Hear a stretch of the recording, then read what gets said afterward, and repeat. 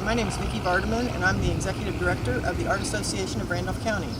Our group has been together since the 50s, and it started out as a group for local artists to have a venue to display their art. In the 80s, we took over this abandoned depot in Union City, and that's been our home base ever since. We call it the Arts Depot. Right now, we're doing a project with the Levi Coffin House, and it is called Freedom Quilts. And I have a couple of the Freedom Quilters to do a little demo and talk about the project. Hi, I'm Betty Greenawalt, one of the quilters that's working on this Freedom Trail Quilt Project. I've been a quilter for about 25 years, and my specialty is making miniatures, which would be similar to the one you're seeing over here. This is basically a Freedom Trail quilt, what we'll be talking about today, but done in miniature. The quilt that we're putting together for the Art Association is going to be a quilt that will be assembled and put up for silent auction as a fundraiser for the Art Association. The people that are working on the quilt with me are members of the Wannabe Quilters, which is based in Winchester, but has members from all the counties surrounding Randolph County. The others helping me are Nancy Brumfield and Diana Taylor, and we have each created some of the blocks that will be assembled into this quilt. Now you might be asking, what is the significance of a Freedom Trail quilt? Well, it has been called by various names over the years. It was publicized probably 15 to 20 years ago as the Underground Railroad quilt. And it has blocks that are significant to that era. Now, the Underground Railroad quilt is more of a legend than a fact. There are people who strongly believe that the quilts were used to guide the escaping slaves in the South, and others who are saying, well, this is probably more of a legend because there is no documented proof to verify that this quilting system existed. But here are some of the blocks that were used in that original quilt developed as an Underground Railroad or a Freedom Trail quilt. One of the blocks is this block, and this has many names. In some of the versions of the Freedom Trail quilt, it is called a monkey wrench. But there are several quilts that are called quilt blocks that are called monkey wrenches. It is one of those things where quilt blocks were devised in various parts of the country, and they had different names depending on where they originated. The person who first thought them up gave them a name, and that usually was the name that was passed on to the friends and neighbors who also used the block. But in modern times, this block is more or less called a churn dash.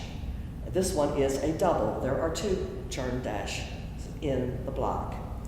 Now, in the original story or legend that goes with this quilt, it was thought that the monkey wrench was one of the tools. You used the monkey wrench to start the wagon wheel that turned you on your journey to freedom in the North. And so each of these blocks correlates to part of that story. So this would be one of the first blocks that would be in that. This block, the log cabin, is probably one of the most familiar quilt blocks to many people. It has been used for generations and generations. It's one of the original quilt blocks that we have documentation of. In some times in this block, the center is red or it is yellow to designate the hearth fire or the candlelight in the home. In the Freedom Trail quilts, it is often black, but it was used to designate this is a safe place. This is a home where there are friendly people in this cabin.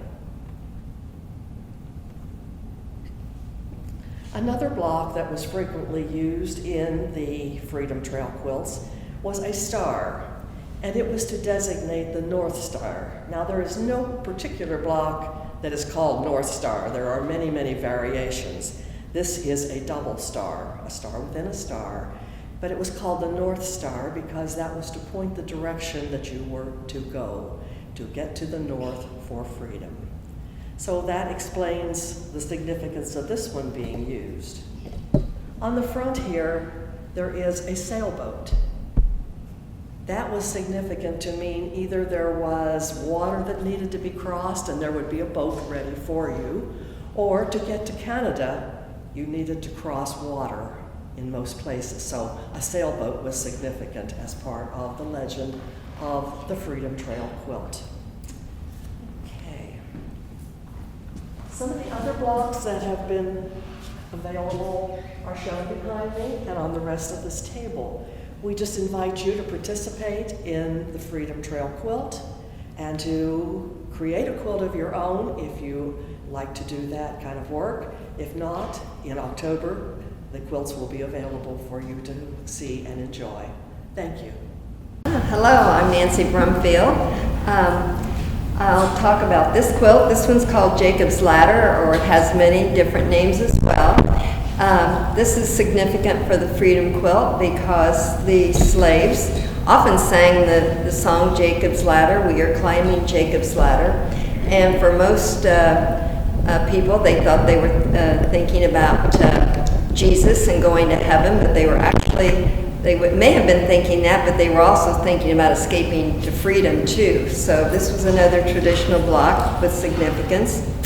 This block is called the Bear's Paw, and it is said that they were instructed to follow the trails of the animals or the bears through the woods as on their way up north, because they knew if they followed a bear or an animal trail, it would lead them to food and water on their journey.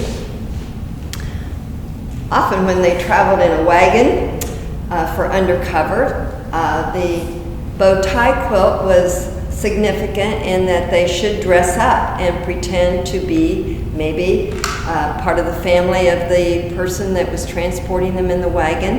If they would have a bonnet on and maybe some powder on their face, they could camouflage themselves as being part of the family that was traveling.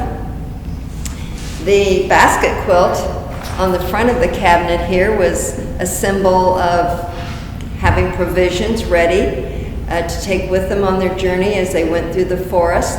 Often they would stop at a home where their provisions could be resupplied and carry with them on their way.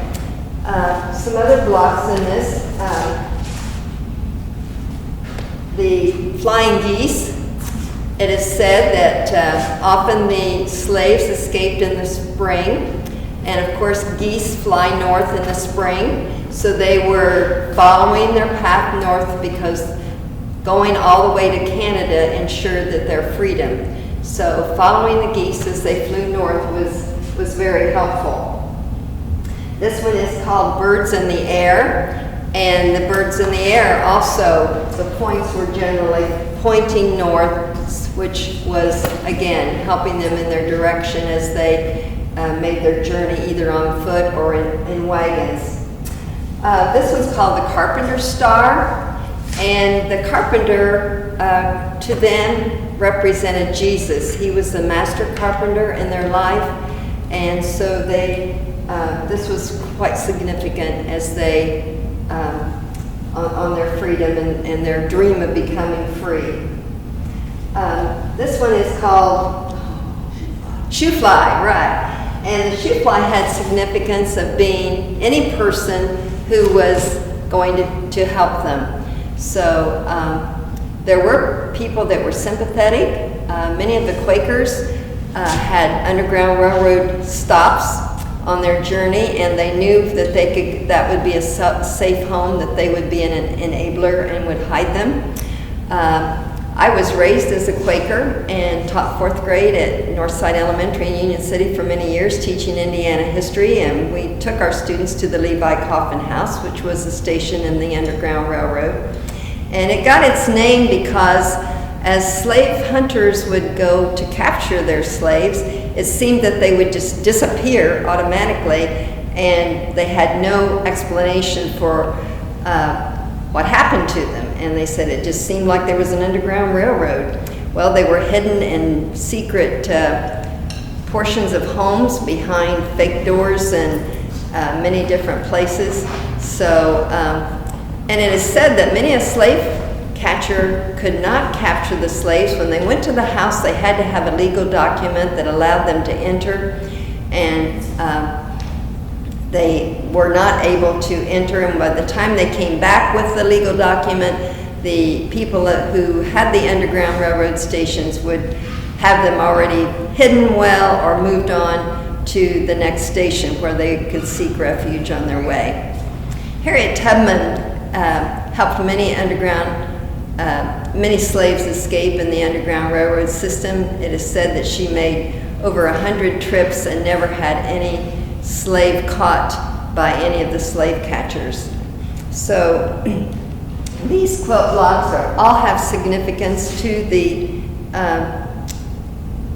middle 1800s. The fabrics that we've used in the quilts are examples of traditional fabrics that might have been used during that period.